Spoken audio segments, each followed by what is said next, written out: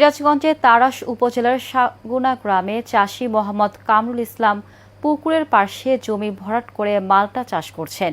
১ বিঘা জমিতে প্রথম পর্যায়ে ৭০ মণ মাল্টার ফলন হয়েছে। তাকে দেখে এলাকার অনেকেই আগ্রহী হচ্ছেন মাল্টা চাষে। মির্জা আব্দুর রব বুলবুলের রিপোর্ট, জানাচ্ছেন শেখ ফাহিম। সজ্জা ভান্ডার ক্ষেত সিরাজগঞ্জের চলনবিল এলাকায় এবার মাল্টা চাষে তাক লাগিয়ে দিয়েছেন মোহাম্মদ কামরুল ইসলাম নামের একজন চাষি। নিজের পুকুরের পাশে এই ফলের চাষ করেছেন তিনি। প্রথম পর্যায়ে প্রায় ৭০ মণ মাল্টা পাওয়ার পর এবার দ্বিতীয় পর্যায়ে প্রায় ১০০ মণ মাল্টার ফলনের আশা এই চাষির। মাল্টার বাগান আলহামদুলিল্লাহ এত ভালো আল্লাহ তাআলা দিয়েছেন যে একটা গাছ থেকে সর্বনিম্ন বছরে ৩ মণ ফল আসে। যে এই ফলটা হাই দাম পাওয়া যায়, এই জন্য এই গাছের খরচও নেই, খরচ খুবই কম।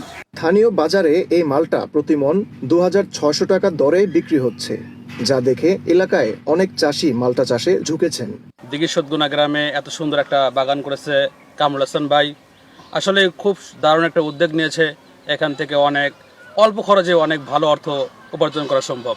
সাপ্তাহিক এই মালটা তোলা হয়, আর প্রচুর ভালো আবাদ, খুবই ভালো আবাদ আমার এই এলাকায় এই প্রথম।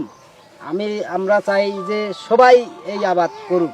ফলন দেখে অনেকেই এই চাষে আগ্রহী। সরকারিভাবে যদি এটা কৃষি অফিস থেকে যদি সহযোগিতা করতো, তাহলে অনেক বেকার যুবক এই মাল্টা চাষ করে অনেক লাভবান হতে পারত। তাড়াশ উপজেলা কৃষি কর্মকর্তা বলেন, মাল্টা চাষীদের সহযোগিতা করার জন্য উপসহকারী কৃষি কর্মকর্তাদের নির্দেশনা দেওয়া হয়েছে।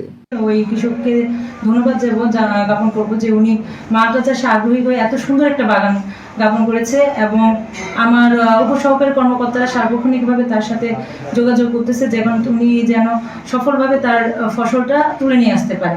এই এলাকায় বর্তমানে শতাধিক মাল্টার বাগান রয়েছে। Sheikh Fahim, Asian television.